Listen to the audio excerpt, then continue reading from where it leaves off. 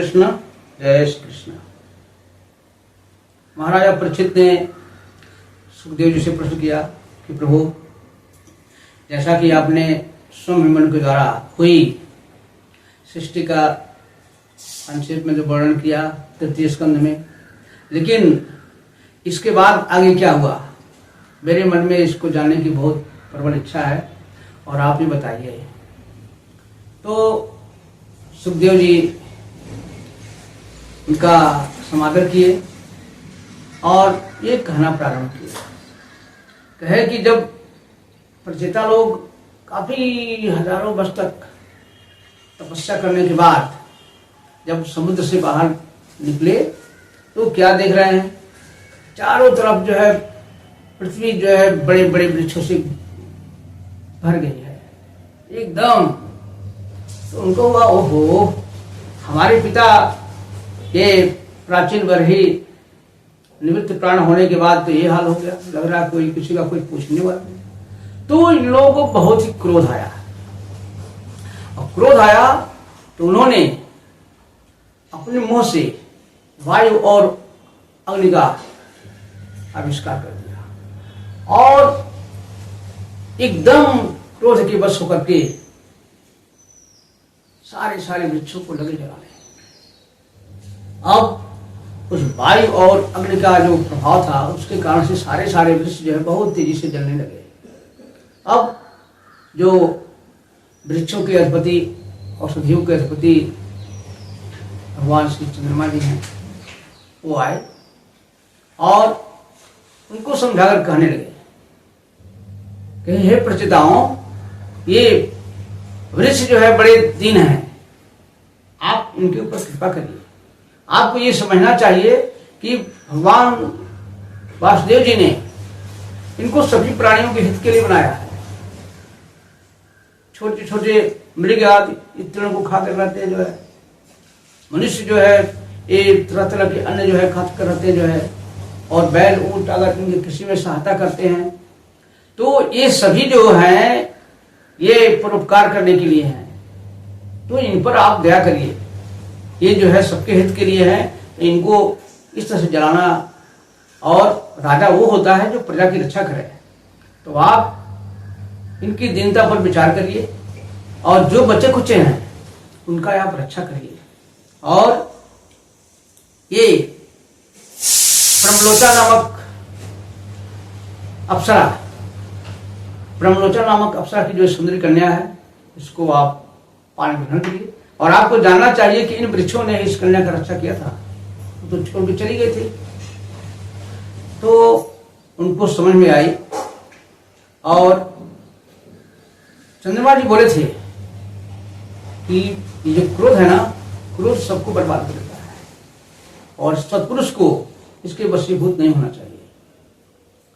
तो उन्होंने सभी प्रचेताओं ने उस सुंदरी कन्या का परिग्रहण किया और उसके बाद उससे प्राचेतस दक्ष नाम के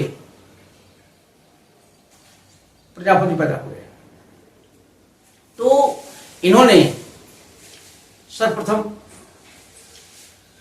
आकाश, पृथ्वी, जल में चरण करने वाले तरह तरह के देवताओं, तरह तरह के मनुष्यों का निर्माण किया। लेकिन बाद में उन्होंने यह अनुभव किया कि हमारी सृष्टि जो है बढ़ नहीं रही है। तब उनको बड़ा कष्ट हुआ और कि हमारी सृष्टि बढ़ नहीं रही है, तो इस कारण से वो भगवान नारायण को जो है प्रसन्न करना चाहते थे। अब भगवान नारायण को प्रसन्न करने के लिए वो विंध्याचल पर्वत के वहां पर एक जो है अघवर्षण नाम का बहुत पवित्र तीर्थ है, और वहां पर गए और वहां लगे तपस्या करने। वो त्रिकाल स्नान करते थे और तपस्या के द्वारा भगवान विष्णु, भगवान नारायण को प्रसन्न करने का उपाय करने लगे। उन्होंने जिन स्रोतों से जो है ये भगवान की स्तुति की थी, उसको कहते हैं हंस गुह नामक स्त्रोत कहते हैं, और उसी से उन्होंने प्रार्थना किया और बोले कि हे भगवान, आपकी अनुभूति और आपकी चित्त शक्ति अमोघ है, और जो भी जीव आपको ये तीनों गुणों में संबंधित मानता है, कुछ तो उसको कुछ ज्ञान नहीं है जो है। इस शरीर में जैसे परमात्मा और जीवात्मा एक सख्य भाव से रहते हैं, लेकिन ये जीवात्मा जो है उस परमात्मा के सख्य भाव को समझ नहीं पाता है, और वो जो गुणों में बंधा हुआ है। आप सबके नियंता है प्रभु, और गुण आपको बांध नहीं सकते हैं। कहाँ तक मैं आपकी महिमा का गुणगान करूं? और जिस प्रकार से ये जो है याज्ञिक लोग होते हैं ना, याज्ञिक लोग ये 15 सामवेदी मंत्रों के द्वारा काष्ठ में से जो है अग्नि को उत्पन्न कर देते हैं, उसी प्रकार से ज्ञानी लोग भी जो है अपने 27 शक्तियों के द्वारा आपको अपने हृदय में ढूंढ निकालते हैं। और आप सच्चे हृदय वालों के लिए जो है सबका हृदय ही आपका निवास स्थान है। ये प्रभु आप प्रसन्न होइए। और इस तरह से अनेकों भगवान का गुणगान करते हुए दक्ष ने भगवान की स्तुति किया। अब भगवान नारायण अष्टभुजाधारी होकर के एकदम मुस्कान के साथ उनके सामने प्रकट हुए।